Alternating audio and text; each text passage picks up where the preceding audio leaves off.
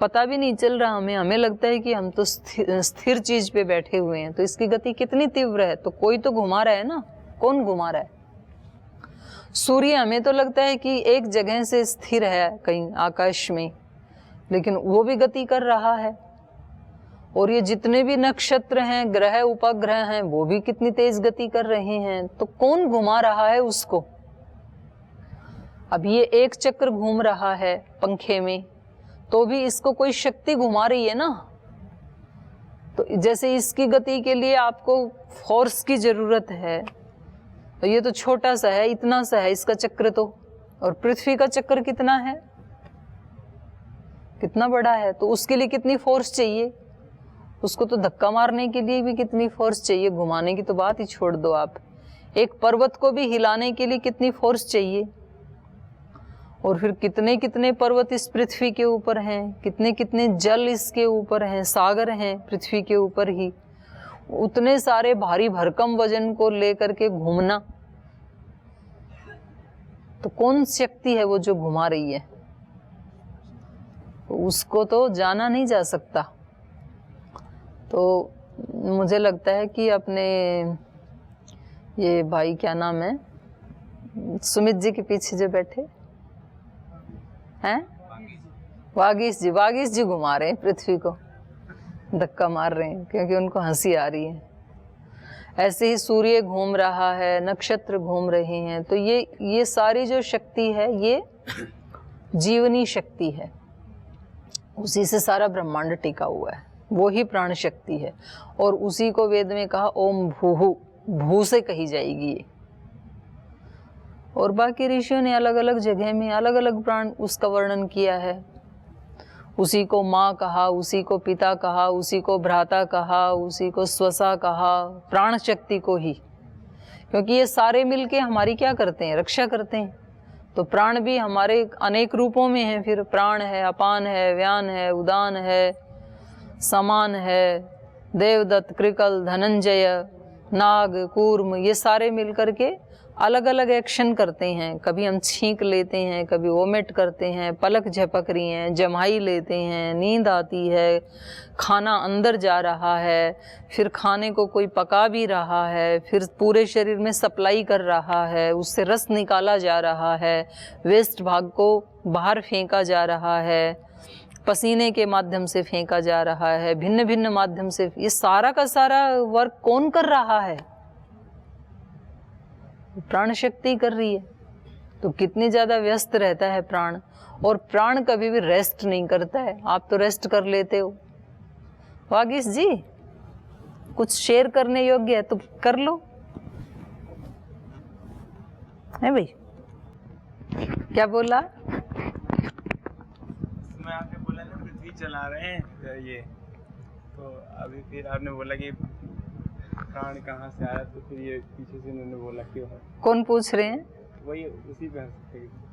आपके साथ ही पूछ रहे हैं? हाँ।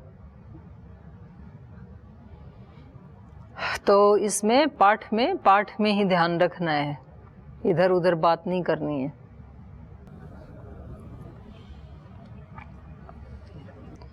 तो जो सारे हमारे जीवन का और ब्रह्मांड का आधार है, उसको फिर कई कई रूपों में वर्णन किया है वहां पे।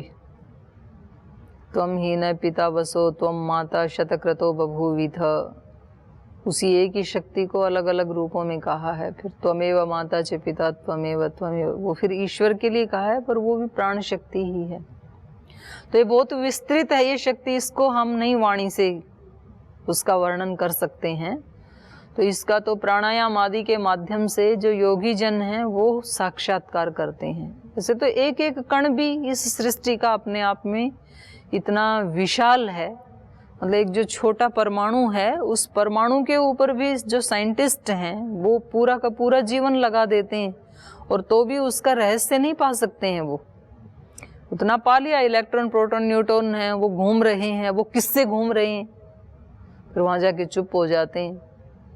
कौन सी एनर्जी घुमा रही है उनको वहाँ भी, और कौन उसको बता रही है कि आपकी ये शक्ति है, आपकी ये है, आपकी ये, तीनों की अलग अलग। तो एक कण को भी जानना बहुत कठिन है, और फिर पूरे ब्रह्मांड को जानना तो फिर इतना सारा भी जान करके फिर ऋषि, उपनिषद के ऋषि कहते हैं कि नेति, वेद ने भी कहा नेति, नहीं जान सकते हम। तो फिर बोलते हैं कि अनंत है वो, बस अनंत कह के फिर पीछे छुड़ाना पड़ता है, क्योंकि उसको जाना नहीं जा सकता है। और जिसको आप जान सकें वो भी 1/4 है त्रिपादस्य अमृतम दिवी। ये जो सारा इतना बड़ा विशाल ब्रह्मांड है, इसके बारे में सोचना ही इम्पॉसिबल है। सोचना, जानना नहीं कह रही हूँ, सोचना, आपकी बुद्धि चकरा जाएगी। आप केवल जो इस पृथ्वी का सूर्य है और उस सूर्य का जो परिवार है उसके बारे में ही सोचने लगेंगे तो वो ही इतना विशाल है। फिर जो ये सूर्य है जिस आकाश गंगा में है, उस आकाश गंगा में ऐसे ऐसे कितने सूर्य हैं, उन सूर्यों का क्या कितना बड़ा विशाल परिवार है, और ऐसी ऐसी आकाश गंगाएं इस ब्रह्मांड में कितनी हैं। तो इसको आप केवल बुद्धि से विचार करेंगे ना, तो बुद्धि फिर आपकी काम करना छोड़ देगी, लोड नहीं लेगी। फिर थोड़ी देर के बाद बुद्धि मना कर देगी कि नहीं सोचा जा सकता है। और फिर उसको जानना तो एक कण को जानना भी बहुत असंभव है। इस पृथ्वी को जानना भी असंभव है। छोड़ो आप पृथ्वी के, जिस शरीर में हम रह रहे हैं, केवल मात्र उस शरीर को जानना भी असंभव है जिसमें हम रह रहे हैं। तो उसके एक एक सेल को जानना भी, माने एक सेल से ही तो वो जो क्या बोलते हैं क्रॉनिक, एक कोशिका से पूरा शरीर जो बना देते हैं साइंटिस्ट, तो एक ही तो कोशिका ली और इस एक कोशिका में वो पूरा का पूरा स्ट्रक्चर है जो पूरा बॉडी का है, एक कण में, छोटे से में। तो कैसे उसको देखेंगे बताओ आप, कितना कठिन है। तो इसके बारे में, अध्यात्म विद्या के बारे में वाणी से वर्णन नहीं किया जा सकता, बस संकेत कर रहे हैं ऋषि, उसको हम पढ़ रहे हैं केवल। तो जाना तो जितना भी जाएगा वो अपने प्रयास से जाना जाएगा, और वो जाना जाएगा वो भी बहुत कम होगा जितना है उसकी अपेक्षा से। लेकिन हमारे लिए थोड़ा भी जाना जाए तो हमारा तो कल्याण हो जाएगा। जी, और कोई प्रश्न है तो बताओ जी। दूसरा बोलो। इसमें जो है छठे खंड में छठा मंत्र जो है, इसमें बोला गया था कि जो आदित्य है वो हिरण्य में पुरुष है, ऐसा हमें दिखाई पड़ता है। उसकी दाढ़ी भी है, मूंछ भी है। तो मैं ये जानना चाहता था कि कब हम समझें कि ऋषि जो है वो कल्पना कर रहे हैं और कब जो है उसको वास्तविक समझ के उसका अर्थ खोजने की, पता लगाने की कोशिश करें। क्योंकि कुछ चीजें ऐसी हैं कि उनको बताने के लिए कल्पना का ही सहारा लेना पड़ेगा, क्योंकि जिनको बता रहे हैं वो तो पुरुष के रूप में तो समझ सकते हैं। क्योंकि हम जो लोग हैं, हमें तो ये पता है कि भाई आकृति होती है तो फिर वो उसको पुरुष रूप में, आकृति का मतलब जैसे हमारे सामने देवी देवताओं के अवतार आप देखते हैं कहीं सीरियल में, फिल्म में, ड्रामा में, तो वो देव उनका कैसा बनाते हैं, मनुष्य जैसा ही तो बनाते हैं, वैसा सिर बनाएंगे, हाथ बनाएंगे, उनके हाथ में गदा देंगे, धनुष देंगे, चक्र देंगे। ये सब क्या है? वो समझाने के लिए हैं। उसको किस सवारी पे बिठाएंगे, शेर पे बिठाएंगे कि गाय पे बिठाएंगे कि किस पे बिठाएंगे, तो वो सारा समझाने के लिए कि चूहे पे बिठाएंगे। तो अब इनको वेद में भी, ये तो स्वयं भगवान ने भी हम लोगों को समझाने के लिए, ऋषि की बात छोड़ दीजिए, स्वयं ईश्वर ने भी कहीं कहीं वेद में ऐसी उपमाएं दी हैं कि यदि आपको उस ब्रह्म को जानना है तो ये भूमि उसके पैर हैं, अंतरिक्ष उसका उदर है, द्युलोक उसका ये सिर वाला भाग है, तो ये पूरा का पूरा तीनों लोक ही उसका शरीर है। क्योंकि हम शरीर में ही जानना हमें समझ में आता है। जैसे बच्चे को कोई चित्र बना के समझाया जाता है ना, बच्चे को ए फॉर एप्पल समझाया जाता है, तो बाद में वो बोलता है कि जब बड़ा हो जाता है तब वो समझ जाता है कि यहाँ एप्पल नहीं, ए को समझाने के मुझे वो आकृति दिखाई थी।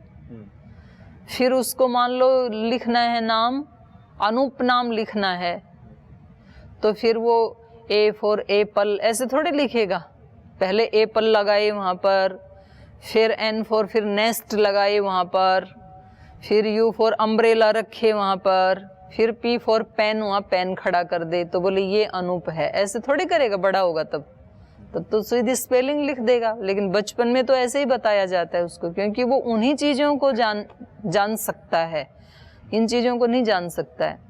तो इसलिए वेद में उपमाएं बतानी पड़ती हैं ऋषि को, गूढ़ ज्ञान बताने के लिए, रहस्यात्मक ज्ञान बताने के लिए। अब उनको आदित्य में भी उस एक ऐसे महान पुरुष का, एक विराट पुरुष का चित्रण करना है कि उसमें भी तो कोई चेतन ही है ना। जड़ तो अपने आप में इतना घूमना, इतना चमकना, ऐसा सारी व्यवस्था नहीं कर सकता है जड़ तो उस जड़ के पीछे भी कोई एक विशाल चेतना है। अब उस चेतना को कैसे समझाएं? तो वो कह रहे हैं कि जैसे आपके शरीर में ये पुरुष है जिससे ये सारा काम कर रहा है, ऐसा ही एक आत्मा, एक पुरुष उस शरीर में भी है, उस ज्योतिर्मय शरीर में भी है। और जैसे आपका इस शरीर के सारे अंग प्रत्यंग पार्थिव हैं, पृथ्वी जैसे हैं आपके हाथ पैर आँख नाक कान दाढ़ी मूंछ सब, ऐसे ही उस पुरुष के सब अंग प्रत्यंग क्या हैं? तेजोमय हैं, क्योंकि वो तेजस शरीर है। तो इसलिए उसकी एक कल्पना करके उसको समझाने के लिए बता दिया। माने उसको समझाने के लिए उसका जो स्ट्रक्चर है उसकी कल्पना की है, पर स्ट्रक्चर के अंदर जो समझाना चाह रहे हैं वो कल्पना नहीं है, वो सत्य है। जी हो गया? 2 ही प्रश्न थे, काफी बड़े प्रश्न थे, लेकिन चलो तो इसको पूरा करते हैं। कल जो चल रहा था, तो इन्होंने कल कहा था, कल क्या पूछ रही थी, यहाँ से एक बहन पूछ रही थी,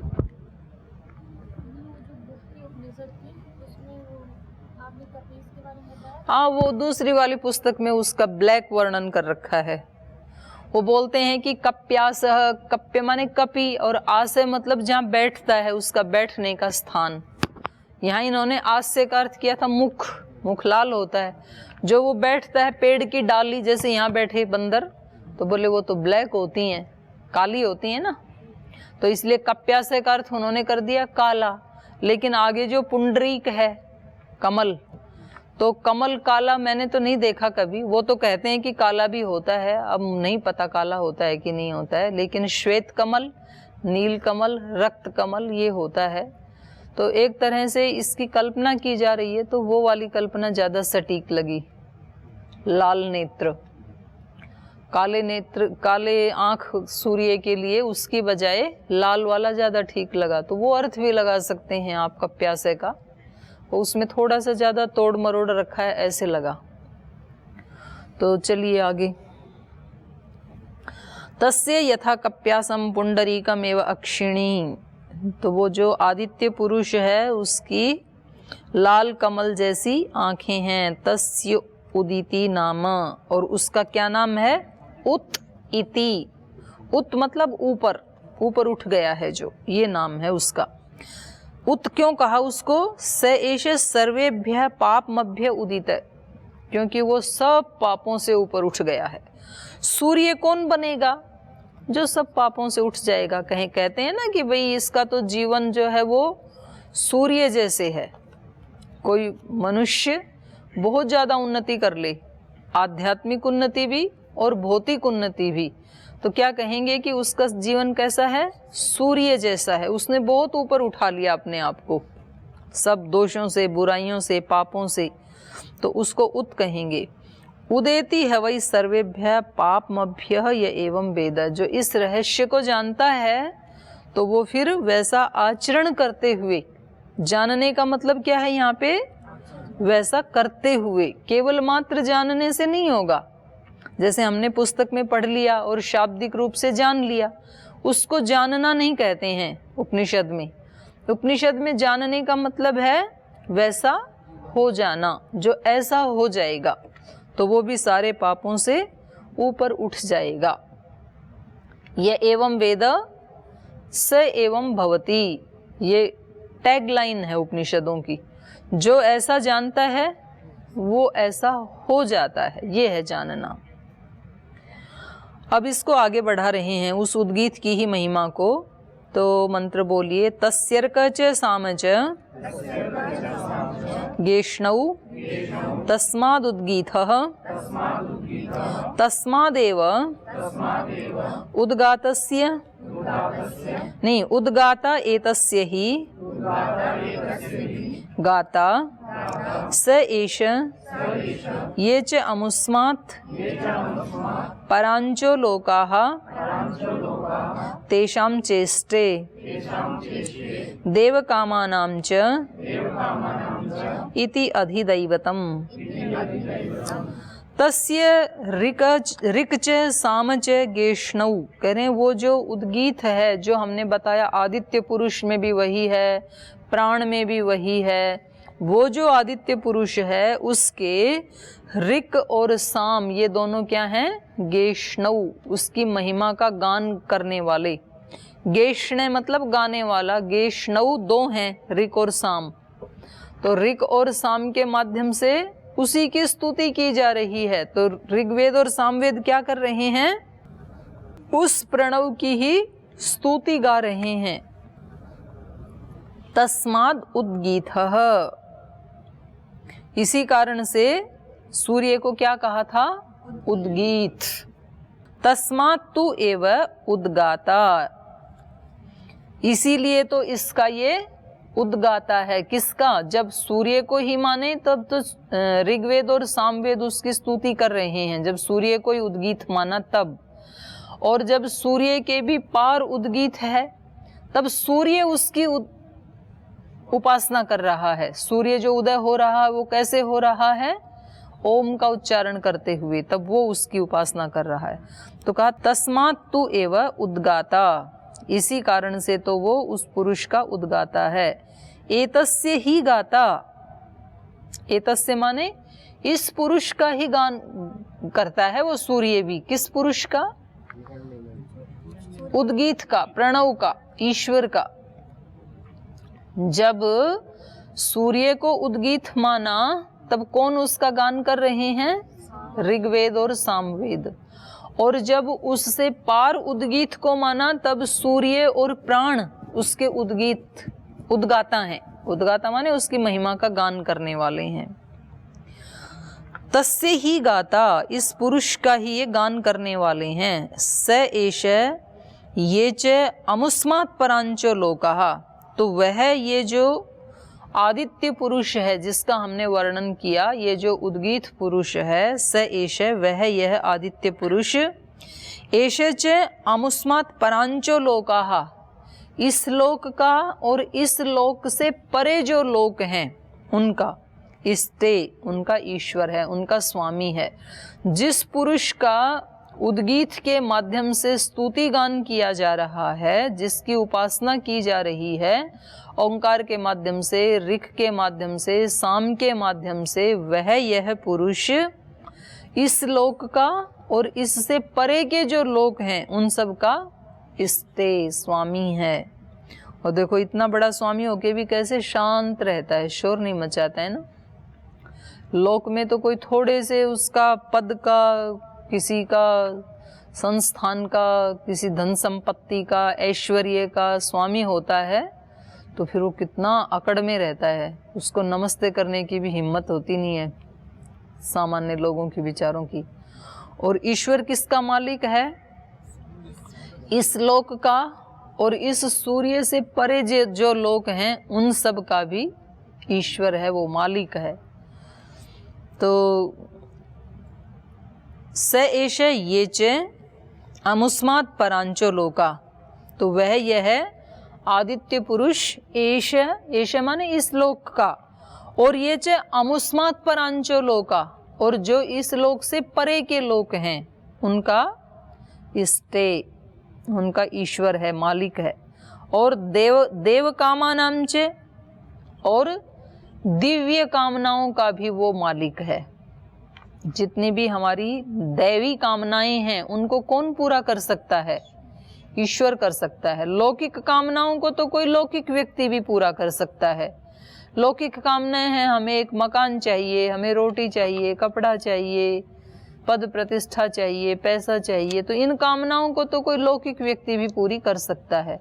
लेकिन जो दिव्य कामनाएं हैं हमारी, उनको कौन पूरा कर सकता है? ईश्वर ही पूरा कर सकता है। और ईश्वर कैसे पूरा करता है, ये एक विशेष रूप से जानने की बात है। नहीं तो हम रोजाना कैसे प्रार्थना करते हैं, भगवान जी मेरे को निष्पाप बना दो, मेरे को राग द्वेष से मुक्त कर दो, मेरे को मोह से मुक्त कर दो, मेरे को क्रोध से मुक्त कर दो, मेरे को दिव्यता से युक्त कर दो, ऐसे प्रार्थना करते हैं ना। तो ये कहते समय हमारा भाव क्या होता है कि ऐसा कहते कहते किसी दिन रात को चुपके से भगवान आएंगे और मुझे वैसा बना के चले जाएंगे। मुझे नहीं करना है कुछ भी, बस मैं इतना बोल दूं ये काफ़ी है, मुझे नहीं करना है कुछ भी। ऐसा हमारा इनडायरेक्ट रूप से भाव होता है कि भाई मेरे को ही करना है, तो फिर प्रार्थना किस काम की। तो जब प्रार्थना कर रहा हूँ तो इसका अभिप्राय ये है कि वो तो सब कुछ कर सकता है, तो अंदर से सब ऐसे कर दे छू मंतर। ईश्वर प्रार्थनाएं सुनता है, प्रार्थनाओं का उत्तर जरूर देता है। जैसा हम चाहते हैं वैसा वो दिव्य कामनाओं को पूरा कर सकता है। लेकिन कैसे? हमारे माध्यम से। ये विशेष बात है। माध्यम किसको बनाएगा? हमें बनाएगा। मुझे साफ करने के लिए किसी दूसरे को माध्यम थोड़ी बनाएगा, क्योंकि दूसरा मेरे अंदर घुस ही नहीं सकता है। तो मुझे मेरा अंतःकरण साफ करने के लिए ईश्वर किसको माध्यम बनाएगा? मुझे ही बनाएगा। तो जो हम प्रतिपल सजग हैं, जो प्रतिपल हम उच्च भाव में हैं, ये ही ईश्वर की रक्षा है, ये ही हमारी प्रार्थना का उत्तर है। जब हम कोई भी गलत विचार, गलत काम करने से रुक जाते हैं कि नहीं ये मुझे नहीं करना चाहिए, ये मेरे लिए ठीक नहीं है, ये मेरी मर्यादा के अनुकूल नहीं है, ये जो हमें जो रोक रहा है, ये कौन कर रहा है? ईश्वर कर रहा है। ये इसको तो गुण के कारण हम करते हैं। गुण के कारण से प्रेरणा कौन दे रहा है? फिर जो हमसे अशुभ होता है वो, तब हम प्रेरणा नहीं सुनते हैं, क्योंकि उससे अशुभ इसलिए नहीं हो सकता है कि जिसके स्वरूप में ही अशुभ नहीं है, तो वो अशुभ कैसे करवाएगा। जैसे अग्नि के स्वरूप में ही शीतलता नहीं है, तो कभी शीतलता का एक कण भी अग्नि क्या दे सकती है? शीतल हो गई तो अग्नि नहीं है, फिर राख है वो। और जब तक अग्नि है तब तक शीतलता नहीं दे सकती, क्योंकि उसके स्वरूप में नहीं है ना शीतलता। ऐसे ही जो शीतल स्वभाव वाला है, जैसे जल है, तो वो कभी भी उष्णता नहीं दे सकता है। उसमें अग्नि लगाएं तो उष्ण हो जाएगा दूसरे के उससे, लेकिन उसका अपना जो स्वभाव है वो उष्णता नहीं दे सकता, क्योंकि उसके स्वभाव में ही नहीं है। तो दुख देना या पाप करना या करवाना वो ईश्वर के स्वभाव में ही नहीं है। तो जो हम अशुभ करते हैं वो भी ईश्वर ही करवा रहा है, ऐसा नहीं है, क्योंकि वो नहीं करवा सकता है। लेकिन जो शुभ हम करना चाहते हैं हम भी कर सकते हैं, ऐसी कोई मनाही नहीं है कि जितना भी शुभ है वो हम बिल्कुल नहीं कर सकते। आत्मा की अपनी जितनी शक्तियां हैं, सर्वशक्तिमान नहीं है ना आत्मा, सीमित शक्तिमान है, सीमित शक्तियां हैं, तो उतना तो आत्मा करता है। लेकिन उसको उससे भी ज़्यादा जब आत्मा को लगता है कि मेरी शक्तियां कम पड़ गई, अभी मेरी शक्तियां इतनी तो हैं कि मैं वाणी से ना बोलूं, जब कोई मेरे को डांटता है, गुस्सा करता है, तो मैं अपनी जुबान को रोक के रख लूं, इतना तो मैं कर लेता हूं। पर अंदर से भी मतलब राग द्वेष पैदा ना हो, ये मेरा काबू नहीं चल रहा है। ऐसे लगता है कभी? ऐसा जब लगता है तो फिर वो प्रार्थना करता है कि मेरे से भी बड़ी जो शक्ति है वो मेरी रक्षा करे। तो फिर हम अगले दिन से उसको कर पाते हैं थोड़ा थोड़ा। तो ये जो कर पाते हैं ये ईश्वर हमारी प्रार्थना का उत्तर दे रहा है, ईश्वर ही हमारे माध्यम से कर रहा है। और फिर जैसे जैसे ये साधक ऊंचा उठता जाता है तो इसकी शक्तियां बढ़ती जाती हैं, इसकी सेवाएं भी बढ़ती जाती हैं। तो फिर ये अपनी आत्मा की जो शक्ति थी उसका क्रेडिट भी ईश्वर को ही देता है। तो तब ये बोलता है मेरा आपकी कृपा से सब काम हो रहा है, करते हैं आप प्रभु जी, मेरा नाम हो रहा है। मैं तो निमित्त मात्र बना हूँ, कर तो सब कुछ आप ही रहे हैं, क्योंकि ये जान लेता है कि मेरे सामर्थ्य में ये नहीं था। तो ये प्रार्थनाएं जो हम करते हैं तो वो भगवान हमारे माध्यम से उसका उत्तर देता है, हमारे ही माध्यम से करवाता है। तो इसलिए इसमें कहा देव कामानां च इष्ट, वो ईश्वर क्या है, दैवी कामनाओं का भी वो ही स्वामी है। जो हमारी दैवी कामनाएं हैं उनको कौन पूरा कर सकता है, ईश्वर ही पूरा कर सकता है दिव्य कामनाओं को, लेकिन वो हमारे माध्यम से करेगा, ये मैंने अपनी तरफ से बताया है। हम केवल इतना ना सोच लें कि हम केवल प्रार्थना करते रहें और हम पुरुषार्थ ना करें कुछ भी उन चीज़ों को हटाने का, तो फिर हमारी वो दैवी कामनाएं कभी भी पूर्ण नहीं होंगी। ईश्वर चाहते हुए भी हमें वैसा नहीं बना पाएगा, क्योंकि हमने सहयोग नहीं दिया ईश्वर का, तो हमें सहयोग करना पड़ेगा। तो ये यहाँ तक का था आधि भौतिक वर्णन था। अब आध्यात्मिक रूप से इसको समझाएंगे जी। अब वो कहते हैं कि जो लौकिक कामनाएं हैं वो लोग के किसी व्यक्ति कर सकते हैं, तो उसमें भी तो ईश्वर की कृपा चाहिए होती है ना। हाँ, ईश्वर की कृपा तो चाहिए होती है। मतलब परंपरा से आप देखोगे तो ईशावास्यम इदम सर्वम, लौकिक व्यक्ति के पास भी जो वो सामर्थ्य है तो वो भी उसको ईश्वर का ही है सारा, ऐसे तो, क्योंकि जीव का तो कुछ भी नहीं है, लेकिन ईश्वर से लेके तो कर तो सकता है ना वो। लेकिन अंदर का जो है, मान लो मेरा गुस्सा मिटाना है किसी को, तो फिर दूसरा उसके जगह शांति नहीं दे सकता है मुझे। लोक का कोई व्यक्ति जिसके पास शांति है खुद के पास, लेकिन वो मेरे को नहीं दे सकता। पैसे तो दे सकता है। कोई व्यक्ति प्रसन्न है बहुत और उससे कहें कि थोड़ी सी उधार दे दो ना, तो वो दे नहीं सकता है। जैसे महाराज जी के पास इतनी प्रसन्नता है, हमेशा आनंद में रहते हैं, और उनके आसपास जो रहने वाले हैं वो कभी कभी डिप्रेशन में आ जाते हैं, तो हम कहें कि महाराज जी थोड़ा सा दो ना हमें भी, तो दे नहीं सकते हैं। कभी-कभी उन्हें देख के भी तो हम प्रसन्न होते हैं। वो हमारा ही अंदर का क्रिएशन है, वो नहीं दे सकते हैं। उनको देख के हमने जो सोचा, मतलब सोचा क्या, उतनी देर के लिए जो उल्टे विचार कर रहे थे उसको हमने ब्रेक लगा दिया कि अब हम स्वामी जी से बातचीत कर रहे हैं, तो वो रुक गए ना वहाँ पे। तो वो ये रुक गए, इन्होंने ही मेरे को अशांत कर रखा था। तो वो प्रसन्नता मुझे वहाँ से नहीं मिली, मेरे अंदर ही थी। इसको मैंने ब्रेक कर रखा था, इन विचारों को मैंने रोक दिया तो मेरे अंदर था, वो मिल गया मुझे। तो ये चीज़ें जो हैं दैवी जो संपदा जिसको कहते हैं, पवित्रता, प्रसन्नता, आनंद, शांति, ये हमें कोई लौकिक व्यक्ति नहीं दे सकता है, ये ईश्वर दे सकता है हमें। ये दैवी संपदाओं का मालिक वो है। ऐसे तो लौकिक संपदाओं का मालिक भी वो ही है, तो उसका निषेध नहीं किया जा रहा है, लेकिन वो दिया जा सकता है। कोई किसी को कपड़ा दे सकता है, रोटी दे सकता है, मकान दे सकता है, गाड़ी दे सकता है, खुशी नहीं दे सकता है। खुशी तो अपने अंदर से ही क्रिएट करनी होगी। आप कहोगे कि जी वो भूखा था बेचारा, उसको रोटी मिल गई तो खुश अपने आप ही हो गया। खुशी रोटी में नहीं थी, खुशी इसके विचार में थी। इसने सोचा था कि जब मेरे को रोटी मिल जाएगी तब मैं खुश हो जाऊंगा। तो इसको रोटी मिली और इसके उस विचार ने काम किया जो इसने विचार किया था, तो इसके इस विचार ने इसको खुश किया। इसने कहा कि जब मेरे पास 5 लाख रुपए हो जाएंगे मैं खुश हो जाऊंगा। तो जब 5 लाख रुपए आए उस दिन ये खुश हो गया थोड़ी देर के लिए, क्योंकि यही विचार था इसका। और एक व्यक्ति कहता है कि मेरे पास तो 100 रुपए होंगे तभी मैं खुश हो जाऊंगा, तो उसको 5 लाख तक इंतजार करने की जरूरत नहीं है, क्योंकि उसका विचार क्या है, मैं तो 100 में ही खुश हो जाऊंगा।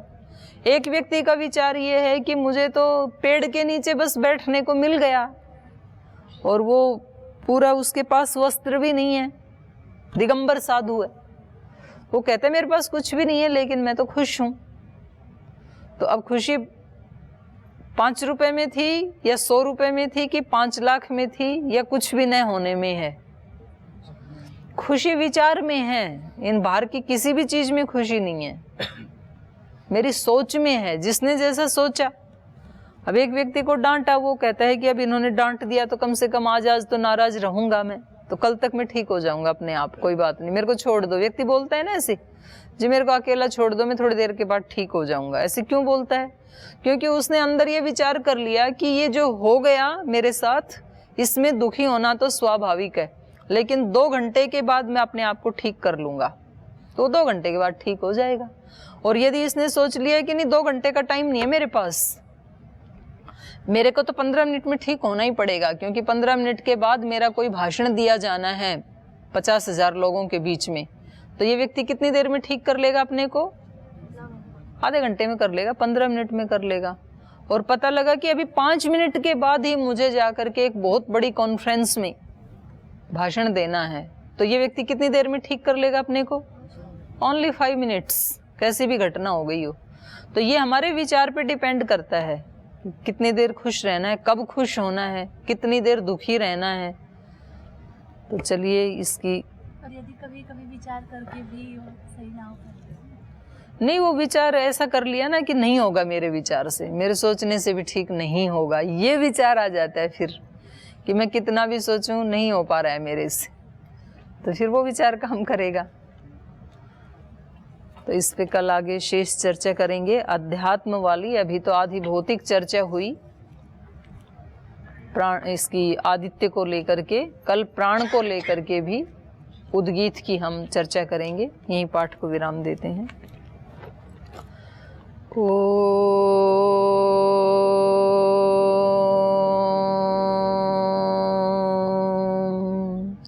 शांति शांति शांति। श्री गुरुभ्यो नमः।